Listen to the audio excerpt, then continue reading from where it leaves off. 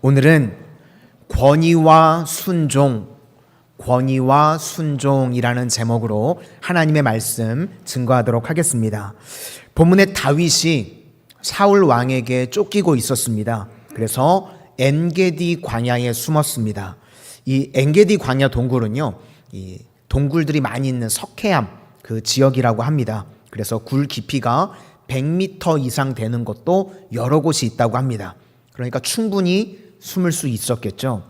이 소식을 들은 사울이 군사 3,000명을 데리고 다윗을 추격합니다. 그래서 다윗이 큰 위기 가운데 놓이게 되었다는 것입니다. 그런데 돌발 상황이 벌어집니다. 사울이 용변이 급해서 동굴 속으로 들어갔는데 마침 그 굴이 다윗이 숨어있던 굴입니다. 3절 하반절을 보니까 사울이 뒤를 보러 들어가니라 다윗과 그의 사람들이 그 굴 깊은 곳에 있더니. 지금 다윗과 사울을 보시면 사울은 모든 것이 준비되어 있습니다. 반면 다윗은 아무것도 없습니다. 그러니까 상황만 놓고 본다 그러면 압도적인 우위에 놓인 것이 사울입니다. 그런데요, 아무리 다 준비가 되었다고 할지라도 1% 부족한 것이 있습니다. 하나님이 채워주셔야 될 부분입니다. 그러니까 사울은 99%가 다 준비되었지만 1% 부족한 부분이 있어서 역전이 되고 죽을 위기 가운데 놓이게 되었다는 겁니다. 용변을 보러 갈 때 부하들을 데리고 가지는 않겠죠. 아마 혼자 들어갔을 겁니다. 그래서 위기 상황 가운데 놓이게 되었습니다. 우리 인생도 마찬가지입니다. 우리 인생에 아무리 큰 어려움이 있다고 할지라도 1% 하나님의 손이 붙들어 주시면 이기게 되는 줄로 믿습니다. 오늘 예배 시간이요, 그거 붙드는 시간입니다. 아무리 어렵고 아무리 인생의 준비가 안 되었다고 할지라도 하나님의 손이 붙들어 주시면 역전되고요, 이기게 됩니다.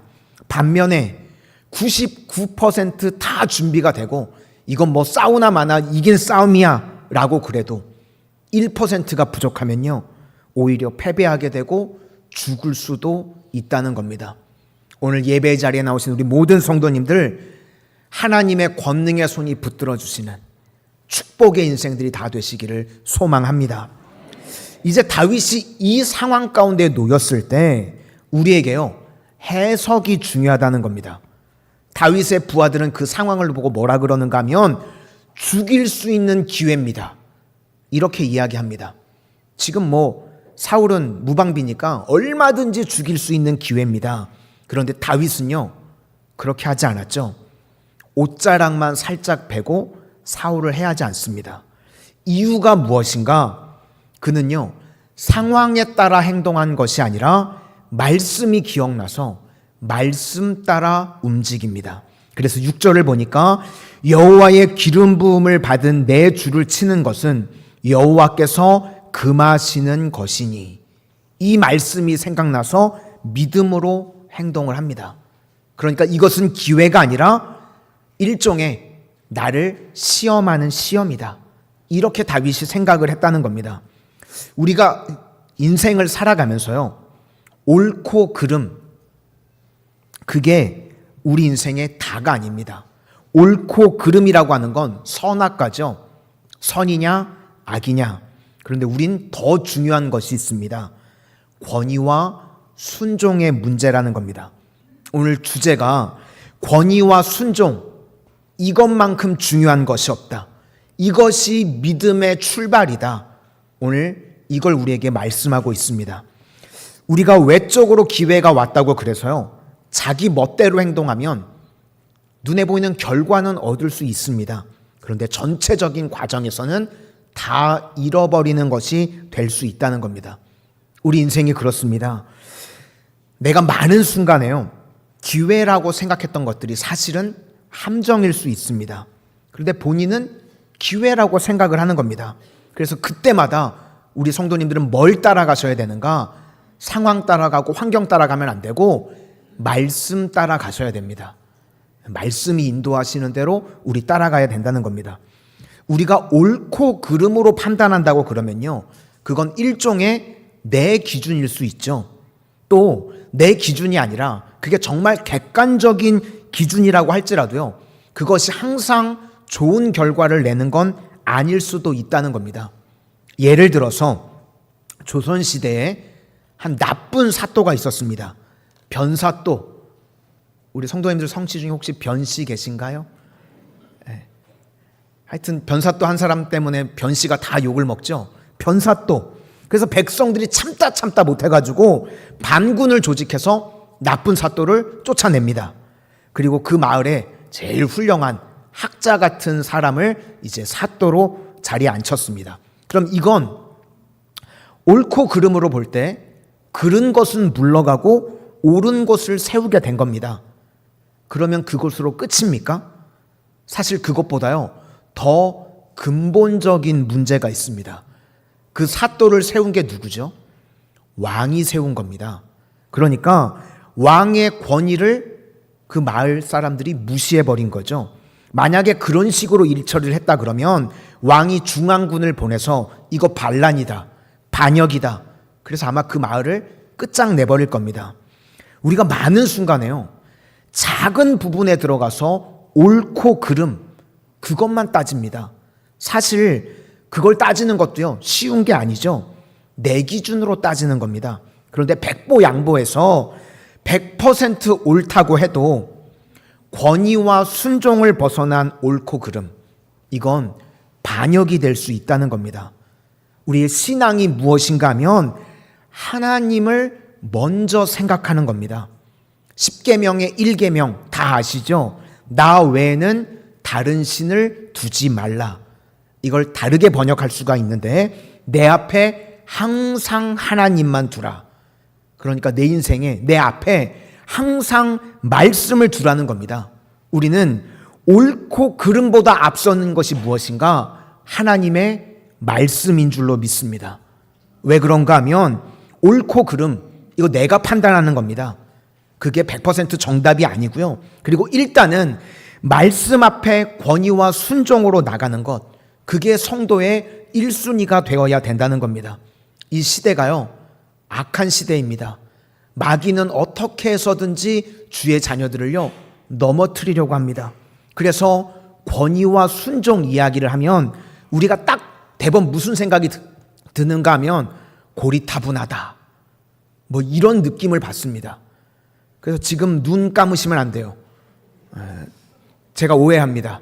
고리타분하다고 생각하시는구나. 지금 타이밍에는 눈 감고 계시면 안 돼요. 우리가요, 권위와 순종, 그러면 느낌이 그렇습니다. 이거 뭐 고리타분한 이야기를 하나. 그런데 결국 우리의 믿음이라고 하는 것이 무엇인가? 하나님 앞에요, 권위와 순종으로 가는 겁니다. 그 하나님의 권위에서 구원이 오고요, 순종에서 구원의 완성을 이루게 된다는 것입니다. 오늘 다윗의 일생에서 이것을 우리에게 보여주고 있다는 것입니다. 그래서 우리가 믿음이라고 하는 것이 무엇인가 하면 하나님의 권위와 또 말씀에 대한 순종이 믿음에 대한 출발이자 마지막 완성이 될 수 있다는 것입니다. 그러므로 우리 성도님들 이 땅을 살아가시는 동안 하나님에 대한 권위와 말씀 앞에 순종하는 믿음의 종들이 다 되시기를 축원합니다. 그러면 이제 하나님께서 주의 백성들을 권위와 순종을 훈련시키시는 방법이 무엇인가 하면 잘못된 권위 밑에서 훈련을 시키신다는 겁니다. 우리가 생각해 보면 정말 권위가 있을 만한 사람, 그리고 합리적인 사람, 이런 사람한테 순종하는 게 뭐가 힘들겠습니까? 그런 건 자연스러운 거죠. 이건 오히려 순종 안 하기가 힘듭니다. 그런데 권위와 순종을 훈련시키는 방법이 무엇인가 하면 잘못된 권위 밑에서 순종을 훈련시킨다는 겁니다. 지금 잘못된 권위가 사울 왕입니다. 분명히 잘못됐습니다. 그런데 다윗을 보시면요, 순종합니다. 하나님이 쓰시는 사람은요, 능력 있는 사람, 뭐 인기 많은 사람, 그런 사람이 아니라 순종하는 사람입니다. 그래서 순종이 제사보다 낫다는 겁니다. 그런데 권위와 순종하는 사람은 특별히 어디서 훈련을 받는가? 잘못된 권위 밑에서 훈련을 받는다는 겁니다. 사울의 길과 다윗의 길을 보시면 사울은요, 항상 자기 판단입니다. 옳고 그름. 그래서 하나님께서 아말렉을 다 진멸하라고 말씀하셨는데 진멸하지 않습니다. 자기 판단입니다. 자기가 볼 때 옳은 건 좋은 건 남겨두는 겁니다. 우리가 생각할 때도 좋은 건 남겨두는 게 좋죠. 자기 판단입니다. 순종이 없습니다. 이렇게 옳고 그름으로 따지면요, 불순종의 길로 가는 겁니다. 그래서 사무엘상 15장 22절을 보니까 순종이 제사보다 낫고 듣는 것이 순양의 기름보다 나으니. 그래서 지금도 사울의 길을 가는 사람들을 보시면 입에서 제일 많이 나오는 말이 무엇인가 하면 그거 옳은 거잖아. 항상 주제가 옳음입니다. 그럼 우리 인간이요, 옳음을 다 판단할 수 있습니까? 그럴 수 없죠. 우리는 옳음이 아니라 하나님의 말씀인 줄로 믿습니다. 말씀 앞에요, 권위와 순종, 그게 우리 신앙의 기초라는 것입니다. 모든 인간이요, 다 죄인입니다. 그래서 자세히 가서 오래도록 살펴보면요, 옳은 지도자요, 없습니다. 잘못된 지도자 밑에서 훈련을 받는다 그러는데 어찌 보면 사실은 100%다 잘못된 지도자들입니다. 그러니까 가까이 가면요, 다 허물이 있고 잘못이 있습니다.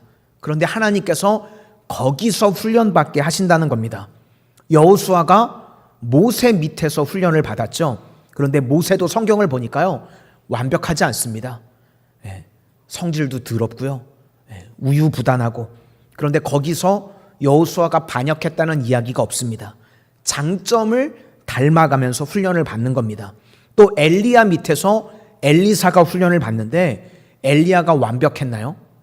열왕기상 19장을 보니까요, 맨날 낙심하고 막 우울증에 빠지고 엘리야 완벽하지 않았습니다. 그런데 그 밑에서 엘리사가 훈련을 받는 겁니다. 순종을 배우는 겁니다. 권위와 순종, 하나님께서 세우셨다. 그러므로 모든 인간들 옆에 가면요, 다 허물이 있고 약점이 있습니다.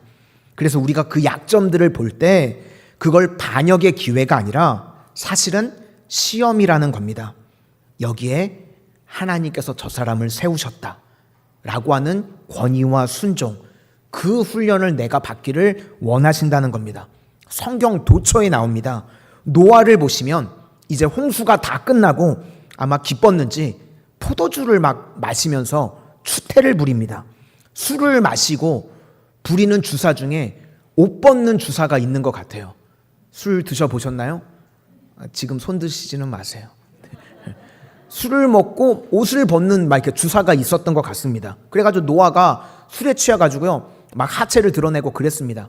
그랬더니 2번 아들이죠, 함이 아버지의 허물을 막 떠들고 다닙니다. 그때 1번과 3번, 셈과 야벳은 뒷걸음으로 와서 아버지를 덮어줬다는 이야기가 창세기에 나오죠. 그래서 함은 저주를 받고, 물어보세요, 맞는지. 함은 저주를 받고 셈과 야벳은 복을 받는 이야기가 나옵니다.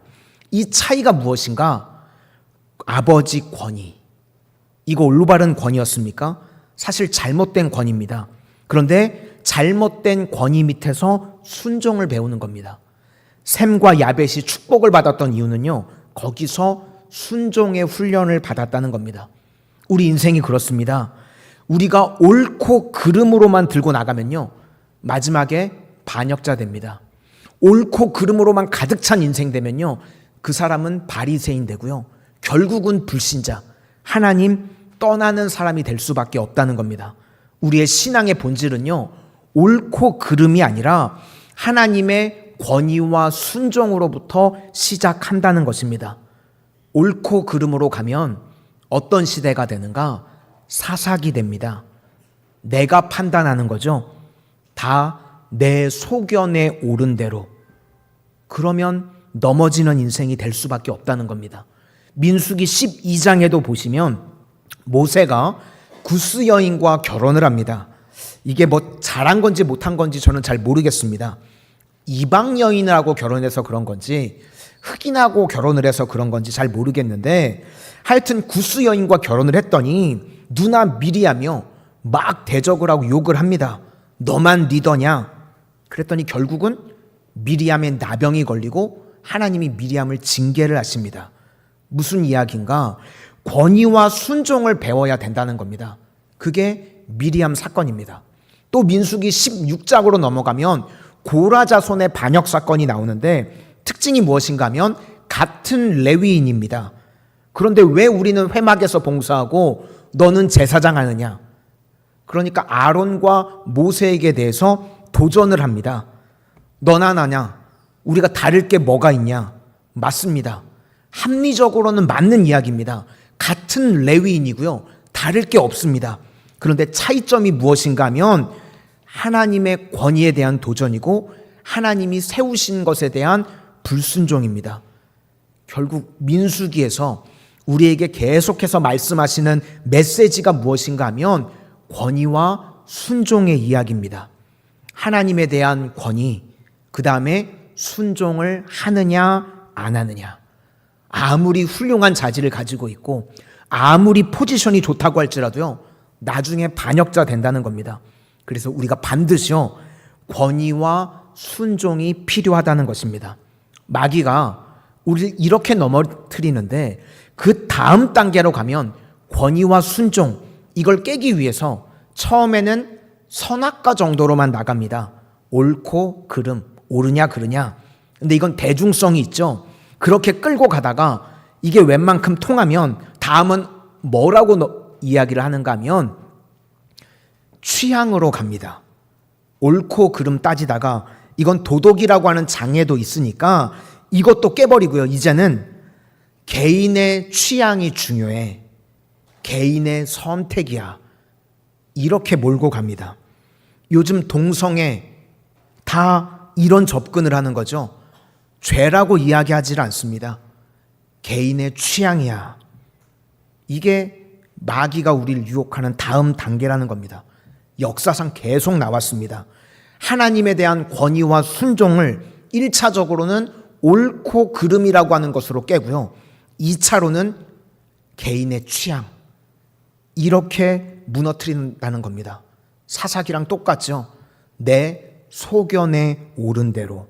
목적이 무엇인가 하면 사회 파괴 정도가 아닙니다. 하나님 파괴입니다. 하나님을 믿지 않게 하는 것. 그래서 결국 깨지게 된다는 겁니다. 그래서 우리가 붙들어야 될 것이 무엇인가? 다시 원점으로 돌아가야 된다는 겁니다. 권위와 순종입니다. 이것이 우리의 믿음의 출발이고요. 완성이라는 것입니다. 그러면 이것을 보여주는 좋은 예가 누군가? 예수님입니다. 빌립보서 2장을 보면 예수님은 순종이 힘이라고 말씀하십니다. 2장 6절부터 보니까 그는 근본 하나님의 본체시나 하나님과 동등됨을 취할 것으로 여기지 아니하시고, 8절에 자기를 낮추시고 죽기까지 복종하셨으니 곧 십자가에 죽으심이라. 그러니까 예수님의 모든 사역을요 한 단어로 요약을 하는 겁니다. 예수님의 공생의 사역이 무엇인가 하면 죽기까지 복종한 사역이라는 겁니다. 만약에 복종의 힘이 없었다 그러면 예수님도 무력한 분입니다. 그런데 복종의 힘이 있었습니다. 하나님의 뜻에 대한 복종, 거기서 예수님의 모든 파워가 나오게 되는 것입니다. 그래서 뒤집히는 이야기가 나옵니다.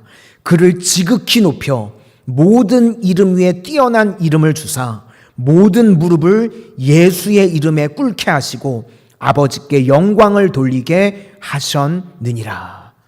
그래서 권위와 순종, 이것이 우리 신앙의 본질이라는 것입니다. 그러므로 권위와 순종은요 우리의 힘이 되고 우리를 회복시킬 수 있는 능력이 된다는 겁니다. 권위와 순종이라는 것은요 일종의 사명을 가지고 일을 하는 겁니다. 열왕기상 19장을 보시면 엘리사가 낙심하고 막 우울증에 빠지고 로뎀나무 아래에서 죽기를 구했죠. 그런데 하나님께서 그를 어떻게 회복시키시는가? 물론 잘 먹이셨습니다. 그런데 진짜 회복이 무엇인가 하면 일을 주십니다. 엘리야에게 아람 왕에게 기름을 부어라. 그리고 북쪽 이스라엘 왕에게 기름을 부어라. 엘리사에게 기름을 부어라. 일을 주신 겁니다. 결국 우리의 회복이 어디에서 나타나는가 하면 일의 회복이 된다는 겁니다. 우리에게 순종이 무엇인가 하면 일을 하는 겁니다. 하나님의 말씀대로요. 때로는 내가 이해 납득 공감이 안 되더라도 일을 통해서 우리를 회복시키십니다. 베드로도 마찬가지죠. 예수님 부인하고 저주하고 나가 떨어져 있는데 요한복음 21장에 보니까 예수님이 찾아오셔서 일로 회복을 시키십니다. 내 양을 먹이라. 내 양을 치라. 그래서 십자가에 거꾸로 매달릴 때까지 일하다가 기쁨으로 하나님 앞에 가게 됩니다. 그게 영광스러운 인생의 길이라는 것입니다. 세계 최초로 엘리베이터를 만든 회사가 오티스라고 하죠. 옛날에는 기술력이 지금처럼 발전이 없으니까 엘리베이터가 굉장히 천천히 움직였다고 합니다. 그러니까 사람들이 엘리베이터를 타면 막 불평하고 원망하고 그런 일이 많았대요. 그런데 엘리베이터 한 직원이요, 기가 막힌 아이디어를 냈습니다. 엘리베이터 안에다가 거울을 설치했죠. 그랬더니 원망이 사라진 거예요. 화장해야 되잖아요. 그죠? 화장해야 되고 옷 매무새 고쳐야 되고. 그러니까 뭘 하니까 이제는 1층에 와서 문이 열렸는데도 막 안 내리는 사람들 계시더라고요. 화장하시느라고. 뭘 하니까요, 조그만 일을 하니까 인생이 달라지는 겁니다. 그런데 하나님께서는요, 우리 인생의 거울 정도가 아니라 우리에게 사명을 주십니다. 가장 기쁜 인생은요, 사명의 인생입니다. 하나님이 사명을 주실 때 그걸 순종할 때요, 가장 기쁜 인생이 된다는 겁니다. 사명은 내가 좋을 거, 내 리듬에 맞춰서 뛰는 게 아니고 하나님의 뜻입니다. 그래서 권위와 순종이 있을 때 우리 인생에서 가장 열매 거두게 되고 가장 기쁜 인생이 된다는 겁니다. 오늘날 이 시대는요, 하나님의 권위를 무시하고 순종이 왜 필요해? 이런 시대에 우리 신앙의 본질이 무엇인가? 권위와 순종이라는 것입니다. 특별히 하나님께서 주의 자녀들을 훈련시키실 때요, 잘못된 권위로 이끌어 가실 때가 있습니다. 거기서 훈련받게 하시는 거예요. 왜 그런가 하면 그 뿌리에는 하나님이 계신다는 것을 믿고 다윗의 길을 걸어가게 만드시는 겁니다. 그러면 승리하는 인생이 된다는 것입니다. 이제 적용입니다. 오늘 말씀 적용인데, 첫 번째는 언제 어디서나 하나님의 권위를 인정하라는 겁니다. 그래서 다윗은 사울의 옷자락만 뱄음에도 마음이 찔렸답니다. 요즘 같으면 권위 앞에서 옷자락을 자르는 행동이 무엇인가? 권위에 순종은 하지만 뒤에서 욕을 하는 겁니다. 험담하는 거. 그럴 수 있죠. 뭐 부모에게 그럴 수 있고 회사 직장에서는 상관에게 그럴 수 있습니다. 이 땅에서 주신 첫 번째 계명이 내 부모를 공경하라. 그런데 자꾸 험담하고 그러는 게 이게 옷을 자르는 행동일 수 있다는 겁니다. 그럴 때 우리 성도님들은요, 마음이 찔리셔야 됩니다. 사울 왕은요, 권위에 대해서 둔감했습니다. 그런데 다윗은요, 하나님 권위에 대해서 민감했습니다. 이것이 첫 번째라는 겁니다. 우리 성도님들은 항상 하나님 권위에 대한 이 민감함이 다윗과 같이 있으실 수 있기를 소망합니다. 두 번째는 태도가 중요하다는 겁니다. 사울 왕을 보시면 공적으로 볼 때요, 권위가 있을 수가 없습니다. 잘못된 권위죠. 그런데 다윗을 보니까요, 다윗은 끝까지 그를 존중하는 태도, 공경하는 태도를 버리지를 않습니다. 우리가 인생을 살아갈 때 옳고 그름을 따지는 사람들 보면요, 굉장히 불손합니다. 그런데 하나님의 은혜 안에 살아가는 사람들을 보시면요, 친절합니다. 하나님의 은혜를 아는 사람의 특징은 친절함이라는 겁니다. 다니엘서 1장을 보면 다니엘이 하나님 말씀대로 권위 앞에 순종하는 이야기가 나옵니다. 뜻을 정하여 왕의 음식과 그가 마시는 포도주로 자기를 더럽히지 않겠다. 옳은 거죠. 되게 옳은 일을 하는 사람들의 특징은요, 기고만장합니다. 자기가 하는 일이 옳으니까. 그런데 다니엘서 1장 8절을 보니까 환관장에게 구하니, 공손했다는 뜻입니다. 그리고 12절에 청하오니, 다니엘과 이 세 친구들의 태도는요, 존중하는 태도, 공손한 태도였습니다. 그래서 우리 크리스천들은요, 어디를 가나 내가 은혜로 구원받고 내가 은혜로 여기까지 왔기 때문에요, 어떤 사람에 대해서도 고압적으로 나가지 않고요, 친절함으로 나간다는 겁니다. 바라기는 오늘 예배드리는 우리 모든 성도님들, 하나님의 은혜 안에 친절함으로 살아갈 수 있는 주의 종들이 되시기를 바랍니다. 마지막 세 번째로, 하나님께 주권이 있기 때문에 우리가 그 주권에 대해서 순종을 하는 겁니다. 그런데 많은 순간 이해 납득 공감이 안 되죠. 그럴 때 그분의 때를 기다리는 것이 중요하다는 겁니다. 우리가 신앙이 오기가 있다고 이야기를 합니다. 기대하고 기도하고 기다리면, 그러면 기적을 맛보고, 그리고 이제 마지막에 그것을 기억하는 겁니다. 그런데 이 오기 가운데 기다림의 시간이 제일 사실은 큰 겁니다. 기적이라고 하는 거는요, 순식간에 일어납니다. 그런데 기다림이 길고 또 그 다음에 긴 것이 기억입니다. 그래서 신앙의 대부분의 시간은요, 기다림과 기억입니다. 그러면 왜 기다리는가 하면, 우리가 뭘 믿는가 하면 타이밍을 믿는 겁니다. 내 타이밍이 아니고 하나님의 타이밍이 있다는 것입니다. 지금 다윗이 그런 겁니다. 지금 이 시간이 아니라 기다리는 겁니다. 하나님의 타이밍에, 하나님의 방법으로 이루실 것이다. 사도행전 16장에도요, 똑같은 내용이 나옵니다. 사도 바울이 전도하려고 가라고 그러는데 성령께서 자꾸만 길을 막으십니다. 하나님의 일을 도망치겠다는 게 아니라 일을 하러 가겠다고 그러는 건데, 하나님이, 성령께서 자꾸 길을 막으십니다. 왜 드로아에서 지체하게 만드셨는가? 루디아를 만나게 하시려고 그런 겁니다.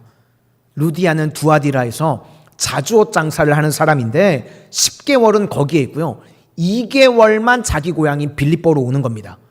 그래서 이 타이밍에 맞춰서 가야지만 루디아를 만나는 겁니다. 그런데 이때 바울이 이걸 알았습니까? 몰랐습니다.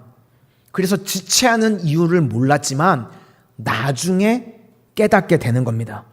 그래서 우리가요, 다 알지 못하지만 하나님의 계획하심이 있다는 겁니다. 그게 베드로후서 3장 9절에 나옵니다. 어떤 사람들은요, 하나님의 약속이 더디다고 생각한다는 겁니다.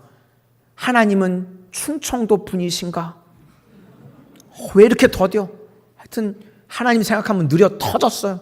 그죠? 빨리빨리 해야 되는데.